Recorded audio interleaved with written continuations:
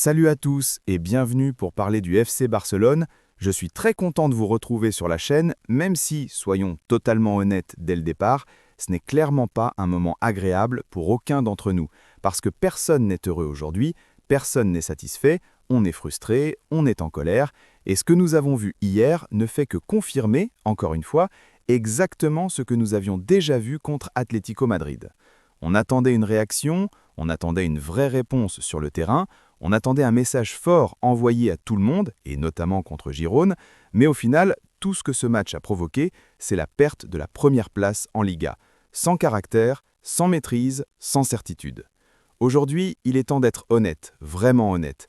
Honnête sur cette équipe, honnête sur ce que l'on voit match après match, honnête sur le style de jeu, honnête sur l'absence de plan clair, honnête sur les limites évidentes de ce Barça actuel, et surtout honnête sur les problèmes profonds qui sautent aux yeux depuis trop longtemps maintenant.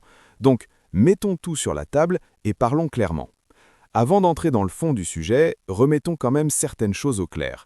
Parce que oui, il y a eu une décision arbitrale catastrophique, une décision qui a un impact énorme sur le match, puisque le but victorieux de Girone vient directement d'une action entachée par une faute évidente sur Jules Koundé, avec un contact clair, un geste dangereux, un tampon indiscutable, et que ce soit intentionnel ou non, n'a strictement aucune importance, parce qu'une faute reste une faute.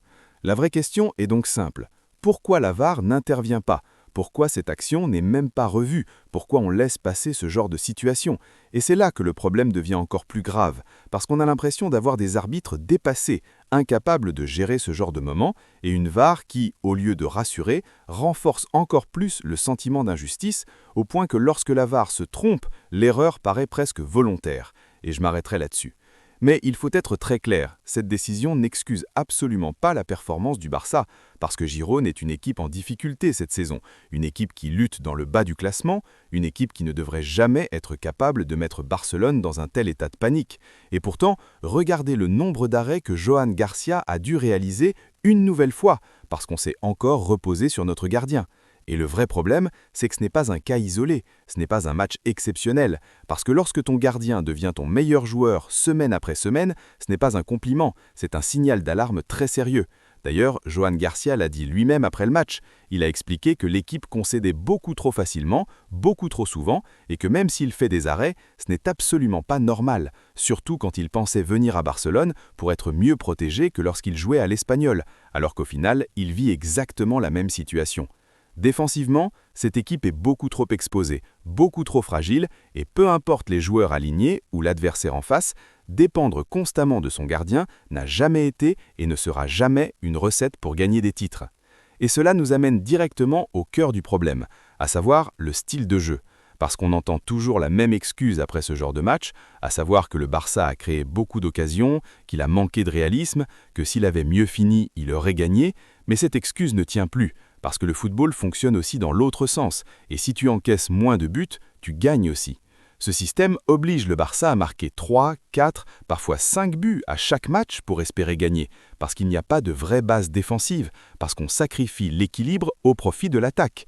Et oui, tu crées des occasions, mais tu t'exposes énormément, et croire que des joueurs peuvent être parfaits devant le but chaque semaine est totalement irréaliste. Dire qu'il suffit de presser un peu mieux, d'être un peu plus intense ou de se concentrer davantage est une énorme simplification, parce que ce Barça montre des failles structurelles évidentes, et même avec un pressing parfait, aucune équipe ne peut tenir ce rythme pendant 70 ou 80 matchs dans une saison complète, ce n'est tout simplement pas humain. La vérité, c'est que la saison dernière était l'opportunité idéale, parce que lorsque Hans Flick est arrivé, personne ne s'y attendait. L'effet de surprise a tout changé, les joueurs étaient frais, concentrés, totalement investis, les classicos étaient à sens unique, le Barça faisait peur. Mais cet effet s'est progressivement dissipé.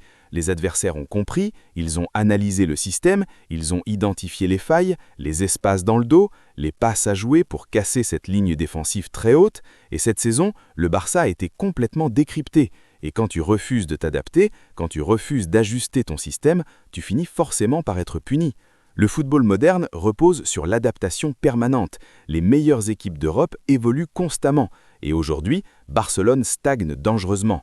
Les joueurs souffrent mentalement et physiquement parce que cette ligne défensive ultra haute met tout le monde sous pression permanente, au point que certains défenseurs ont expliqué qu'ils dorment mal, qu'ils vivent avec ce stress constant et qu'à chaque ballon joué dans leur dos, ils doivent sprinter à pleine vitesse, encore et encore, souvent pour rien, ce qui use les corps et détruit les esprits.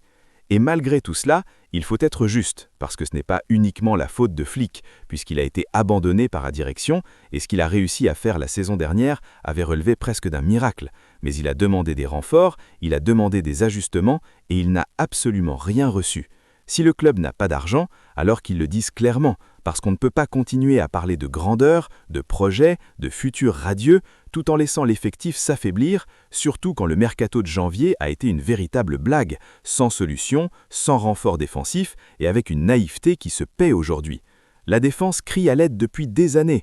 Les postes de latéraux, la profondeur de banc, l'équilibre global de l'équipe ne sont jamais réglés, pendant que les autres clubs progressent, s'améliorent, montrent de l'ambition et que Barcelone reste immobile. Si on continue de cette manière, on continuera de reculer. Voilà des pensées honnêtes, sans filtre, qui ne sont pas uniquement liées à ce match ou à la défaite contre l'Atlético, mais à un malaise qui dure depuis des mois et qui explose au jour grand air. Dis-moi ce que tu en penses, du système de Flick, des joueurs, de la profondeur de l'effectif, de la gestion du club, parce que je veux lire chaque avis, chaque émotion, chaque réaction dans les commentaires et comprendre exactement ce que vous ressentez. Merci pour votre soutien malgré tout. Le résultat est dur, frustrant, mais on espère encore voir une réaction. Et on se retrouve très vite pour la suite. Alors abonne-toi pour ne rien manquer.